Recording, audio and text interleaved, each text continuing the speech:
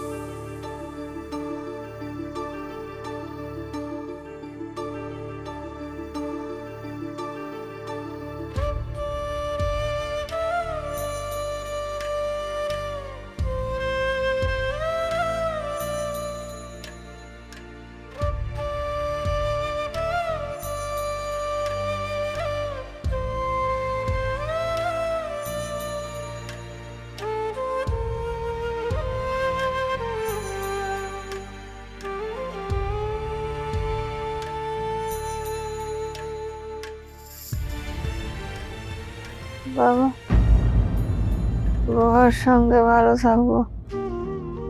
রুদ্রপুর গিয়ে আমি সবচেয়ে বেশি ভালো থাকবো কাকিমা। ওখানে বাবাকে বাবা বলে ডাকতে পারবো, বাবার সঙ্গে পুজোয় বসবো, বাবা আমায় ভুগবে না। শুভ, শুভ তুমি বাবাকে বলো আমার বাবাকে ছাড়া আর কাউকে চাই না। আর শুধু বাবার সাথে খুশি থাকবো, আর কিচ্ছু চাই না আমার। আমি এতদিন আমার জীবনে যা করেছি তোমাকে খুশি করার জন্য, কিন্তু যদি তুমি মন থেকে বলো তাহলে আমি কোনো প্রশ্ন না করে জাহান্নামেও যেতে রাজি হয়ে যাব বাবা। আমি আর 5 জনের মতো তোমার সঙ্গে যখন ইচ্ছা কথা বলতে পারবো তো বাবা? যখন ইচ্ছা তোমাকে বাবা বলে ডাকতে পারবো তো? হ্যাঁ পারবে। এর জন্য থ্যাংক ইউ বাবা, থ্যাংক ইউ সো মাচ।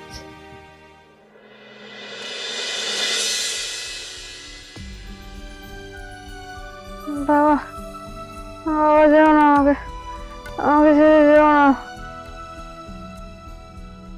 আমার যে তোমাকে খুব দরকার, যেও না বাবা।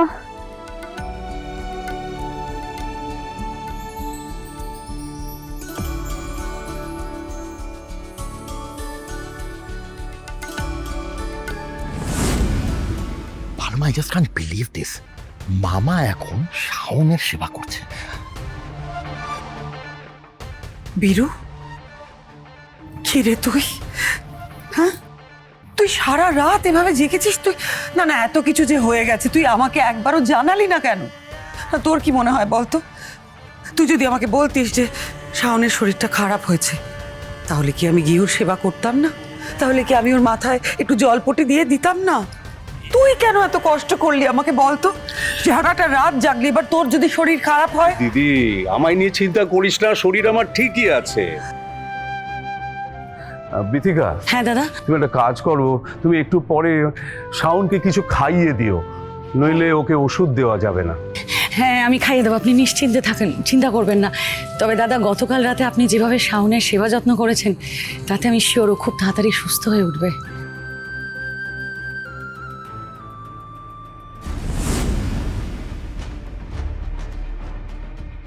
ওই শাওন তো সত্যি সত্যি ধীরে ধীরে বীরুর কাছের হয়ে উঠছে। নাহলে যে মেয়েকে বীরু মনে প্রাণে ঘেন্না করত, কাল তারই মাথায় জলপট্টি দিয়ে সেবা করতে পারতো না। না না, যেভাবেই হোক বীরুর মনে এই নতুন গজিয়ে ওঠা স্নেহ আমাকে শেষ করতে হবে। খুব তাড়াতাড়ি শাওনের প্রতি বীরুর মনটা একেবারে বিষিয়ে তুলতে হবে।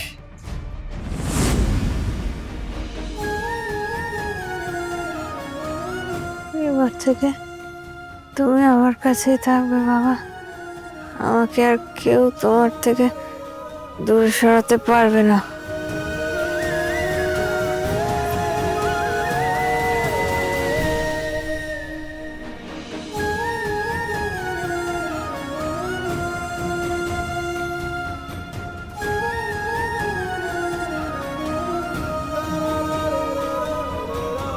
ভোরবেলা ওর টেম্পারেচারটা দেখেছিলাম 100, এখন উঠলে একবার চেক করো, বুঝেছো?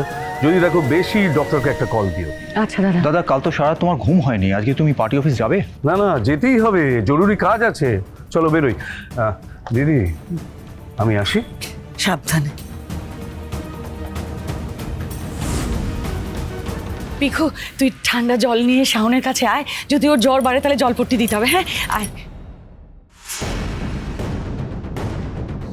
আমি তোমাকে একটা কথা বলছি ভালো মা, মামা কিন্তু শাওনের জন্য এখন অনেকটা বেশি কনসার্ন দেখাচ্ছে, আগের থেকে অনেক বেড়ে গিয়েছেন। It's very real. তোমার পায়ে একটা এত বড় চোট লেগেছে, তার বেলায় তো মামা কোনো সেবা টেবা সেরকম কিছুই দেখাচ্ছে না, অথচ শাওনের সামান্য জ্বর হয়েছে, তার জন্য মামা নিজে জলপট্টি দিচ্ছে। আমি বলছি তোমাকে ভালো মা, হাওয়া বদলাচ্ছে, সবকিছু চেঞ্জ হচ্ছে, আর এবার কিন্তু শাওন মামার সিম্প্যাথি পুরোপুরি জিতে যাচ্ছে। It's a warning sign.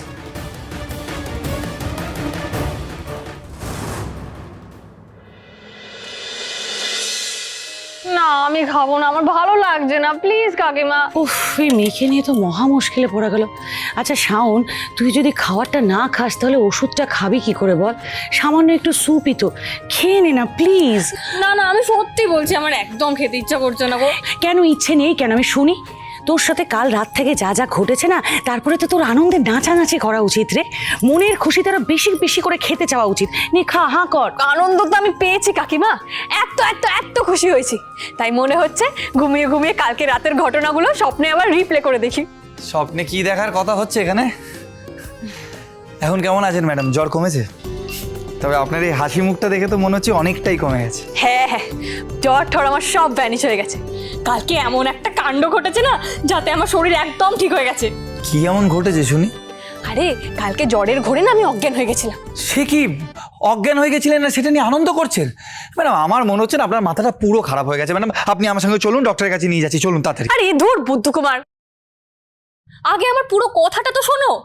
হ্যাঁ, কাল রাতে আমি যখন জ্বরের ঘোরে অজ্ঞান হয়ে গেছিলাম, তখন বাবা আমার সামনে ছিল। তারপর বাবা আমাকে তুলে ধরে নিজের ঘরে নিয়ে গেছিল। তারপর ডক্টরকে কল করে নিজে ওষুধ জিজ্ঞাসা করে আমাকে খাইয়ে দিয়েছে। সারা রাত জেগে নাকি আমার মাথায় জলপট্টিও দিয়েছে। সত্যি? হ্যাঁ শুভ, সত্যি।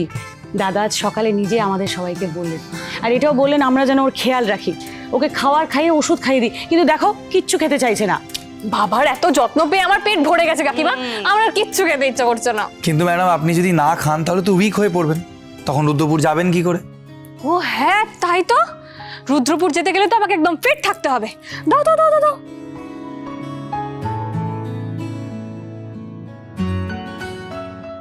শুভ, তুমি কিন্তু এখন শাওনের একমাত্র দাওয়াই। হ্যাঁ গো, আমি খেয়াল করেছি ও তোমার কথা ছাড়া আর কারোর কথা শোনে না।